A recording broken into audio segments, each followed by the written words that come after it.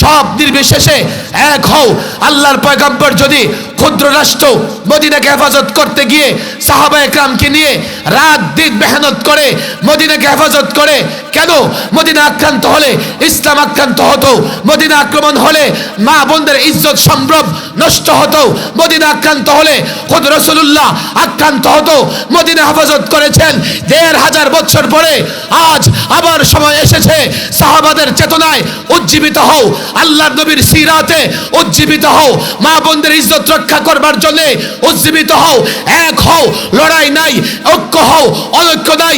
আল্লাহর কসম, এক যদি হতে পারো, ঐক্য যদি হতে পারো, হিম্মত যদি দিতে পারো, সাহস যদি দিতে পারো, কাফের দুনিয়া এক পত্তলিক রাষ্ট্র নয়, গোটা দুনিয়ার তাগত যদি এক হয়ে তোমার বিরুদ্ধে লড়াই করে তোমার কিছুই করতে পারবে না। রাষ্ট্রের বিরুদ্ধে ষড়যন্ত্র হচ্ছে। আমি আজকাল ওপেন বলি, আপনারা শিক্ষিত সমাজ, হায়দ্রাবাদ নামে একটা মুসলিম রাষ্ট্র ছিল। হায়দ্রাবাদ মুসলিম রাষ্ট্র, স্বাধীন রাষ্ট্র। ৪৭-এ ইংরেজ যখন চলে যায়, তো ছোট্ট ছোট্ট অনেক মুসলিম রাষ্ট্র, অনেক মুসলিম রাষ্ট্র ছোট্ট ছোট্ট ছিল। কিছু পাকিস্তানের সঙ্গে যুক্ত হয়েছে, কিছু আবার ভারতের সঙ্গে, ইন্ডিয়ার সঙ্গে যুক্ত হয়েছে। হায়দ্রাবাদ একটা স্বাধীন রাষ্ট্র ছিল। এক রাতে আগ্রাসন চালিয়ে হিন্দুত্ববাদীরা হায়দ্রাবাদ দখল করে নেয়। আপনি চাইলে ইতিহাস জেনে নিতে পারবেন। আপনি এখন আপনার অ্যান্ড্রয়েড ফোন ওপেন করে মিস্টার গুগলকে জিজ্ঞেস করেন হায়দ্রাবাদ রাষ্ট্রের ইতিহাস। কাশ্মীর স্বাধীন রাষ্ট্র, স্বাধীন একটা রাষ্ট্র। সর্বশেষ তারা কাশ্মীরের স্বায়ত্ত শাসন কেড়ে নিয়ে সেনা শাসন জারি করেছিল। পত্তলিকদের উচ্চাবিলাস কোথায়? আজকে দেশবাসীকে জাগ্রত করতে হবে। অন্তত যারা দেশের বিরুদ্ধে অবস্থান নেবে, তারা ইসলামের কথা বললেও তাদের অবস্থান দেশের বিরুদ্ধে হওয়ার কারণে তাদের অবস্থান ইসলামের বিরুদ্ধেও। এই রাষ্ট্রটা আমি ইসলামের কারণে পেয়েছি। শিক্ষিত সমাজ, ৪৭-এ দুই মেরুতে দুটি অংশ, একটা রাষ্ট্র কেমনে হইল? দুই রাষ্ট্রের ব্যবধান প্রায় ২০০০ কিলোমিটার, এবং একটা থেকে আরেকটায় যাওয়া যায় না। এখনো আপনি যদি ফ্লাইটে যান ৩ ঘন্টা ৪ ঘন্টা সময় লাগবে। আর তখন দেখেন ৪৭-এ, কত আগের কথা। দুই মেরুতে দুটি রাষ্ট্র এক কেন হয়েছে? কেউ বলবে ভাষার কারণে, অনেকে বলতে চায় যে ভাষার কারণে। ভাষার কারণে কেমনে? তাদের ভাষা উর্দু আর আমাদের ভাষা বাংলা। যদি ভাষার কারণে ভূখণ্ড পেতাম, আমরা থাকতাম ক্যালকাটার সঙ্গে, না হলে আসামের সঙ্গে। ক্যালকাটার সঙ্গে থাকলে ক্যালকাটার হয়ে দিল্লির অধীনস্থ থাকতাম, আর আসামের সঙ্গে গেলে আসামের হয়ে দিল্লির অধীনস্থ থাকতাম। যদি আমরা ৪৭-এ দুই পাকিস্তান একসঙ্গে না হতাম, ৭১ হতো না। অর্থাৎ দিল্লি থেকে আলাদা হবেন, আলাদা স্বাধীন ভূখণ্ড বানাবেন, এটা আপনার আমার জন্য সম্ভব ছিল না। বরং দিল্লি উল্টো অনেক স্বাধীন রাষ্ট্রকে পরাধীন বানিয়ে ফেলেছে। তাহলে ইসলামের কারণে পশ্চিম পাকিস্তানের সংখ্যাগরিষ্ঠ মুসলমান, আমরাও সংখ্যাগরিষ্ঠ মুসলমান, বলে দুটাকে একটা রাষ্ট্র বানিয়ে দাও। যুক্তি চাও, যুক্তি দিয়ে দিলাম। বাস্তবতা কি? ৪৭-এ ইংরেজ যখন ভারত ছেড়ে চলে যায়, তখন মুসলিম রাজনীতিবিদ ওলামায়ে কেরাম চেয়েছেন যাতে মুসলমানদের আলাদা একটা ভূখণ্ড হয়, যেখানে মুসলমানরা কোরআন সুন্নাহর শাসন ব্যবস্থা কায়েম করতে পারবেন। সেজন্য ৪৭-এ যখন পাকিস্তান নামের একটা রাষ্ট্র গঠিত হয়, পূর্ব পাকিস্তানে স্বাধীনতার পতাকা উত্তোলন করেছিলেন একজন আলেম, মাওলানা জফর আহমদ উসমানী, যিনি এলাউস সুনান নামে বিশাল হাদিসের গ্রন্থ রচনা করেছেন, প্রায় ২১ খণ্ডের হাদিসের কিতাব। পশ্চিম পাকিস্তানে স্বাধীনতার পতাকা উত্তোলন করেছেন আরেক আলেম, মাওলানা শাব্বির আহমদ উসমানী। 47 রাষ্ট্র পেয়েছি, ভূখণ্ড পেয়েছি ইসলামের কারণে। তাহলে এই ভূখণ্ড ইসলামের জন্য, মুসলমানের জন্য। দুঃখজনক বিষয় হলো 71-এ আমরা পাকিস্তানের জুলুম থেকে মুক্ত হয়ে একটা স্বাধীন ভূখণ্ড পেয়েছি বটে, 71-এর পরে আবার এই দেশটাকে নানা রকমের ষড়যন্ত্র হয়েছে। আপনারা শিক্ষিত মানুষ, আমি প্রায় একটা কথা বলি, 72-এর সংবিধান, দেখবেন এদেশে কিছু বুদ্ধিজীবী আছে, কথায় কথায় বলে যে 72-এর সংবিধানে ফিরে যেতে চাই, 72-এর সংবিধানে ফিরে যেতে চাই। কেন বলে জানেন এই কথা? 72-এর সংবিধানে একটা ধারা নিয়ে এসেছিল, তার এমন সেকুলারিজম, ধর্ম নিরপেক্ষতাবাদ, সেকুলারিজম। আপনারা বলবেন হুজুর সমস্যা কি? কারণ সমস্যা যে আছে আমরা বুঝি না এই জন্যে যারা ধর্ম নিরপেক্ষতার স্লোগান দেয় ওরা একটা ব্যাখ্যা করে। কি ব্যাখ্যা করে? কয় ধর্ম নিরপেক্ষতা মানে হচ্ছে আমার ধর্ম আমি পালন করব, আপনার ধর্ম আপনি পালন করবেন। এখন তাদের দলের লোকেরা বলে হ্যাঁ ভালো কথা, আবার নানান বক্তৃতায় তাদের ধর্মের লোকেরা কোরআনে কারিমের আয়াত হাদিস দিয়ে দলিল দিতে থাকে। কয় কি? লাকুম দীনুকুম ওয়ালিয়া দিন, বুখারী শরীফের হাদিস। বলে কি বলে না? আমি কি ভুল বলতেছি? রেকর্ড আছে, তালাশ করে দেখেন। কয় লাকুম দীনুকুম ওয়ালিয়া দিন, বুখারী শরীফের হাদিস। আরে যে বাচ্চারা হাঁটতেছে না, একজনকে ডেকে জিজ্ঞেস করলে বলো দেখি লাকুম দীনুকুম ওয়ালিয়া দিন কোন সূরার আয়াত, সঙ্গে সঙ্গে বলে দেবে। কথা ঠিক না বেঠিক? এই বাচ্চা কিন্তু এখনো কোরআন পড়া শিখে নাই, কারণ যারা মক্তবে যায় আগে সূরাগুলা পড়া শেখে। আবার ওরা কি দাবি করে? কোরআন শরীফ পড়ে, তাহাজ্জুদ পড়ে। তো সূরা কাফিরুন পড়তে না পারলে তুমি কোরআন কোন দিক থেকে শুরু করো? আর তাহাজ্জুদ তুমি কি দিয়া পড়ো? আমাদের মাদারেসে দিনিয়ার অঙ্গনে একটা মশহুর ঘটনা আছে।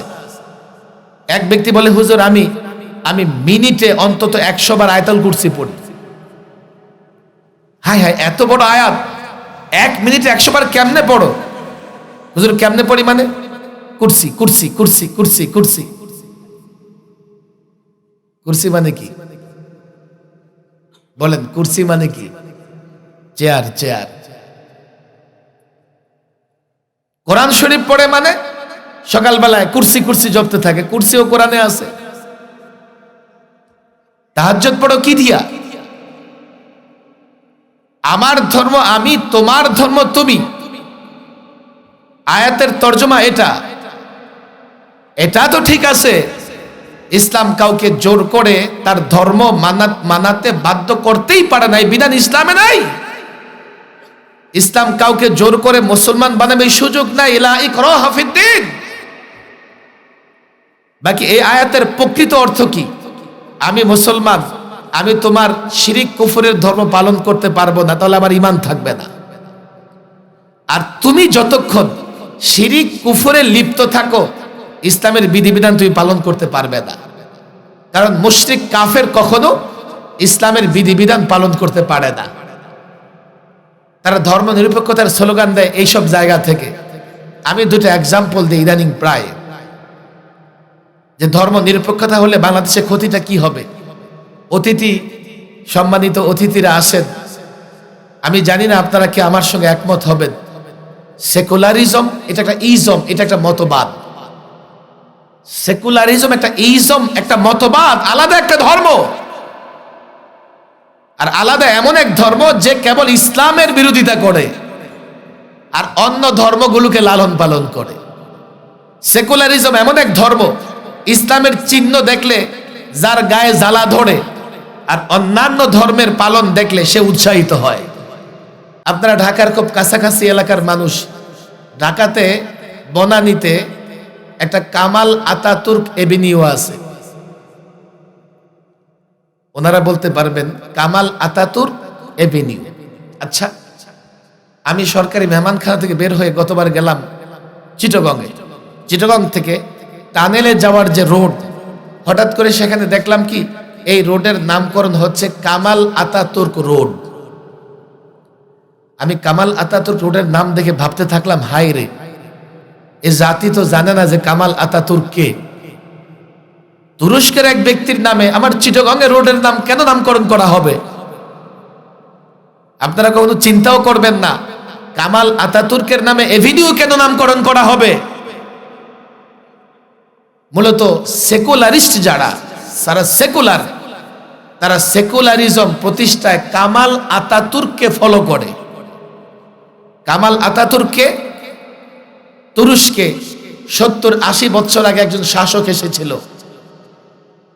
আপনারা অবাক হবেন, এই তুরস্ক থেকে সর্বশেষ খেলাফত ব্যবস্থা বিলুপ্ত হয়। সর্বশেষ তুরস্কে উসমানিয়া খেলাফত প্রতিষ্ঠিত ছিল। খেলাফত বিলুপ্ত হবার পরে কামাল আতাতুর্ক ইউরোপ থেকে সেকুলারিজম, ধর্ম নিরপেক্ষতা আমদানি করে নিয়ে আসে। সে যখন সেকুলারিজম প্রতিষ্ঠা করে, দাড়িতে ফাইন, দাড়ি রাখলে জরিমানা, টুপি পরলে জরিমানা, কোরআন শরীফ পড়া যাবে না, মসজিদগুলোকে মিউজিয়াম বানানো হলো। মুসলমান বাচ্চারা গর্তের ভেতরে লুকাই থেকে কোরআন শরীফ শিখত। তুরস্ক থেকে ইসলামের মূলোৎপাটন করলো কামাল আতাতুর্ক। আজকে কোন রাষ্ট্রে যখন কামাল আতাতুর্কের নাম ফলক দেখা যায়, তো বুঝতে বাকি থাকে না যারা কামাল আতাতুর্কের নামে রোড কিংবা এভিনিউর নামকরণ করেছে, তারা এদেশে কামাল আতাতুর্কের সেকুলারিজম চায়। কথা ঠিক না বেঠিক? আলোচনা একটু কঠিন হবে, কিন্তু এটা বলতেই হবে, না হলে আপনারা বলবেন কি ইসলামের দায়িত্ব মৌলবীদের, নিজেরা রাজনৈতিক মারামারি করবেন, ইসলামের প্রয়োজনে যদি ধাক্কা দেওয়া লাগে দায়িত্ব মৌলবীদের দিয়ে দিবেন। অথচ ইসলাম তো কোনো মৌলবীর নিজস্ব সম্পত্তি না। ইসলাম যতটা আপনার ততটাই মৌলবীর। হুজুর কামাল আতাতুর্কের তুরস্ক শুনলাম, বাংলাদেশের সমস্যা কি? সে কথাই বলছিলাম। আজকে যারা 72-এর সংবিধানে ফিরে যাবার কথা বলে, কেন বলে জানেন? 72-এর সংবিধানে সেকুলারিজম এসছে, এরপরে 79-তে সেকুলারিজমকে দূর করে সংবিধানে এসছে বিসমিল্লাহির রহমানির রহিম, আল্লাহর উপর অবিচল আস্থা। যখন আল্লাহর উপর অবিচল আস্থা, বিসমিল্লাহ ফিরে এসছে, তখন নাস্তিক মুরতাদরা 72-এর সংবিধানে ফিরে যেতে চায়। এর মানে হলো বিসমিল্লাহ চায় না, এর মানে হলো আল্লাহর উপর অবিচল আস্থা চায় না, তারা সেকুলারিজম চায়। এই নাস্তিক মুরতাদরা গত 2011 সালে তারা সফল হয়েছে। বিসমিল্লাহ বাদ দিয়েছে, আল্লাহর উপর আস্থা বিশ্বাস বাদ দিয়েছে, সেকুলারিজম ধর্ম নিরপেক্ষতা ফিরিয়ে এনেছে। ধর্ম নিরপেক্ষতা ফিরিয়ে এনে কি ক্ষতি করেছে আপনাদের খবর নাই। আপনারা হয়তো চিন্তা করে দেখেন নাই, যখন রাষ্ট্রকে ধর্ম নিরপেক্ষ ঘোষণা করা হলো, সবার আগে তারা আঘাত হানলো শিক্ষা সিলেবাসে, শিক্ষা পাঠ্যক্রমে, শিক্ষা বই থেকে মুসলমান লেখকদের জাগরণী লেখা বাদ, নবীদের জীবনী বাদ, সাহাবাদের জীবনী বাদ, পৌত্তলিকতা নিয়ে আসলো। সর্বশেষ এই মুসলমান শিক্ষার্থীদেরকে বানরের বাচ্চা বানানোর জন্য ডারউইনিজম নিয়ে আসা হলো।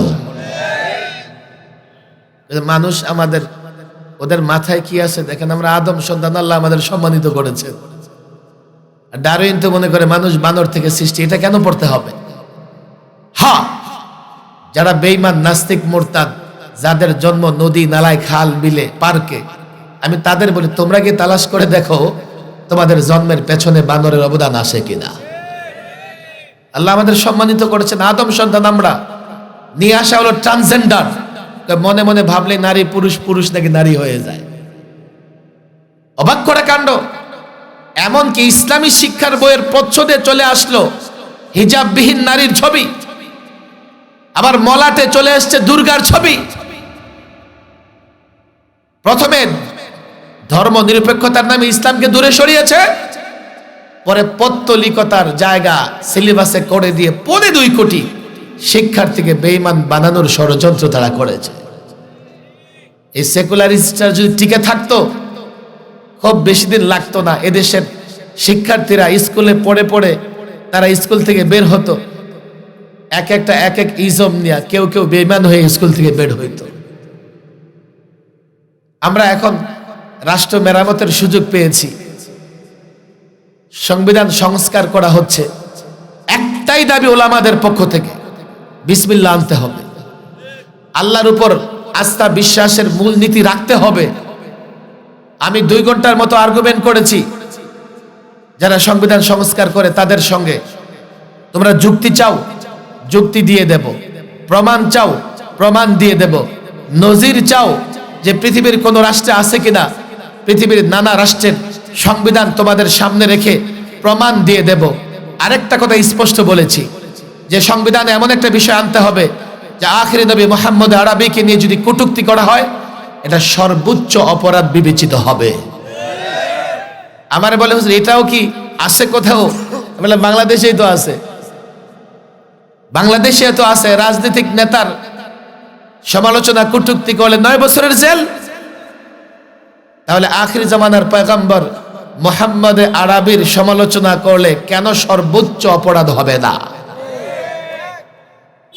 আজকে যখন রাষ্ট্র মেরামত করে মুসলমানদের অধিকার ফিরিয়ে দেবার সময় এসছে, তখন তারা ষড়যন্ত্র করছে।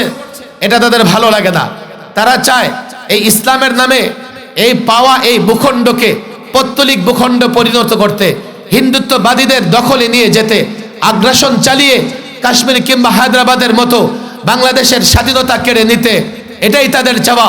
আজকে যখন দেশ মেরামত হচ্ছে এটা তাদের পছন্দ না। আজকে যখন বৈষম্য দূর হচ্ছে এটা তাদের পছন্দ না। আমরা দুর্বল, এই যুবক আমরা দুর্বল, আমাদের বাহিনী দুর্বল। তবে মনে রেখো আমরা মুসলমান, আর মুসলমানের এক একটা বাচ্চা অ্যাটম বোমার চাইতে শক্তিশালী।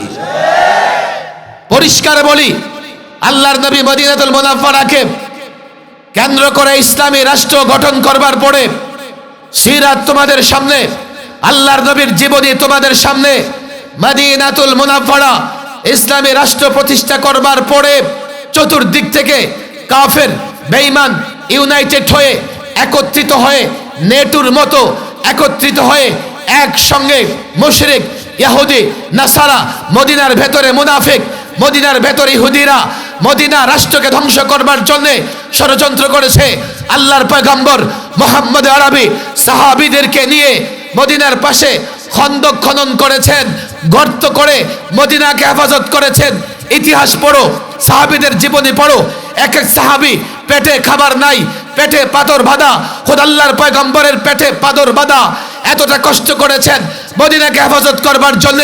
আমি পরিষ্কার বলি, এই এলাকার যুবকদের বলি, মাদ্রাসার ছাত্রদের বলি, আলেমদের বলি, দলমত নির্বিশেষে, মাযহাব নির্বিশেষে, সব নির্বিশেষে এক হও। আল্লাহর পয়গম্বর যদি ক্ষুদ্র রাষ্ট্র মদিনাকে হেফাজত করতে গিয়ে সাহাবায়ে কেরামকে নিয়ে রাত দিন মেহনত করে মদিনাকে হেফাজত করে, কেন মদিনা আক্রান্ত হলে ইসলাম আক্রান্ত হতো, মদিনা আক্রমণ হলে মা বোনদের ইজ্জত সম্ভ্রম নষ্ট হতো, মদিনা আক্রান্ত হলে খোদ রাসূলুল্লাহ আক্রান্ত হতো। মদিনা হেফাজত করেছেন ১৫০০ বছর পরে। আজ আবার সময় এসেছে সাহাবাদের চেতনায় উজ্জীবিত হও, আল্লাহর নবীর সিরাতে উজ্জীবিত হও, মা বোনদের ইজ্জত রক্ষা করবার জন্য উজ্জীবিত হও। এক হও, লড়াই নাই, ঐক্য হও, অনৈক্য নাই। আল্লাহর কসম, এক যদি হতে পারো, ঐক্য যদি হতে পারো, হিম্মত যদি দিতে পারো, সাহস যদি দিতে পারো, কাফের দুনিয়া এক পৌত্তলিক রাষ্ট্র নয়, গোটা দুনিয়ার তাগত যদি এক হয়ে তোমার বিরুদ্ধে লড়াই করে তোমার কিছুই করতে পারবে না। এক এবং ঐক্য গড়ে তোলেন। কঠিন একটা সময় চলতেছে, মহল্লা ভিত্তিক, মসজিদ ভিত্তিক এক হন। আপনি বলবেন আমরা এক হলে ওরা কেমনে জানবে? এক হয়ে দেখেন, এই মাঠে বয়ান করতেছি, ওরা দিল্লি থেকে তেল আবিব পর্যন্ত আমাদের বয়ান শোনে। ২-৪ দিন পর পর আমাদের নিয়ে ডকুমেন্টারি তৈরি করে। ওরা কারা, এই কথা কেন বলে, ওই কথা কেন বলে, ডকুমেন্টারি তৈরি করে। তারা মনে করে যে আমি আমার দেশের পক্ষে কথা বললে এটাকে উস্কানি মনে করে, আর তারা আমার দেশে আগ্রাসন চালাবে এটা তারা উস্কানি মনে করে। এটা মনে করে দেশটা আমাদের, আমরা স্বাধীন করে দিয়েছি, দেশটা ওদের, ওরা স্বাধীন করে দিয়েছে। আমি যুব শক্তিকে বলি, দেখো লড়াই নয়, আপোষে লড়াই নয়, এক হও, ঐক্য তৈরি করো। দেশটাকে হেফাজত করতে হবে। দেশ বিরোধী শক্তি যেখানেই যে ঘাপটি মেরে আছে তাকে পাকড়াও করতে হবে। দেশ থাকলেই তো রাজনীতি করবা, দেশ থাকলেই তো নেতাগিরি করবা, দেশ থাকলেই তো তোমরা তোমাদের স্বার্থ উদ্ধার করতে পারবা। দেশ যদি আক্রান্ত হয়, দেশ যদি পরাধীন হয়, তোমাদের কারো ইজ্জত সম্মান থাকবে না। এজন্য সকল ষড়যন্ত্রের বিরুদ্ধে তারা এখন ট্রাম্প কার্ড খেলতেছে, একটা সংখ্যালঘু নির্যাতন। আমরা অতীতেও সংখ্যালঘুদের সুরক্ষা দিয়েছে, এখনো দিব। সংখ্যালঘুদের উপর অত্যাচার বাংলাদেশে হয় না, কখনো হয় নাই। বলবেন হুজুর এই যে একজন সংখ্যালঘু নেতা গ্রেফতার করছেন, তো কেন সংখ্যাগরিষ্ঠ নেতা দেখতে শাইখুল হাদিস লাগে এমন নেতাও গ্রেফতার হয়েছে কি হয়েছে না? এখন সে গ্রেফতার হলে কি ইসলাম গ্রেফতার হয়েছে? তাহলে একটা হিন্দু গ্রেফতার হলে সংখ্যালঘু নির্যাতন কেন হবে? অপরাধী যেই হবে সে গ্রেফতার হবে। তারা এই অপরাধ করবে, গ্রেফতার হলে বলবে সংখ্যালঘু নির্যাতিত হচ্ছে।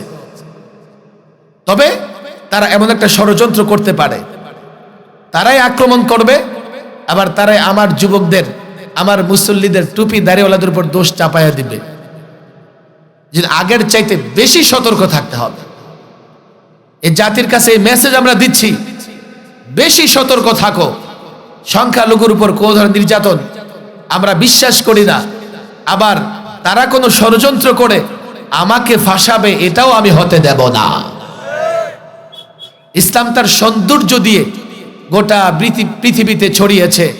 আমরা ইনশাআল্লাহ ইসলামের সৌন্দর্য দিয়েই আবার পৃথিবীকে জয় করব। জোরাজোরি জবরদস্তি ইসলামে নাই। আমি এলাকার যুবকদের বলি, দেখো, আমি ভদ্র যুবকদের বলি, মাহফিলে যারা এসছো তোমাদের বলি, মসজিদ ভিত্তিক তোমরা এক হও, মসজিদ ভিত্তিক সমাজের নিয়ন্ত্রণ নাও। গাঁজাখোর, ইয়াবাখোর, হিরুঞ্চিদের পাল্লায় পড়ো না। অবাক লাগে, আমার ভদ্র যুবকেরা বলে সমাজ নষ্ট হয়ে গেছে। নষ্ট হবে না, তুমি সমাজ হিরুঞ্চির হাতে তুলে দিয়েছো। 10টা ভদ্র যুবক একসঙ্গে চলতে পারো না, অথচ 10টা হিরুঞ্চি একসঙ্গে হিরোইন খায়, গাঁজা খায়। তোমরা বলে করতেছো দেশ মেরামত করবে না, তো চারিত্রিক সনদ আনার জন্য এমন লোকের কাছে যাবে যার চরিত্রের বালাই নাই। তোমরা দেশ মেরামত করবে না, দেশের দায়িত্ব নেবে না, তো জন্ম সনদ আনতে এমন লোকের কাছে যাবে যার নিজেরই জন্মের ঠিক ঠিকানা নাই।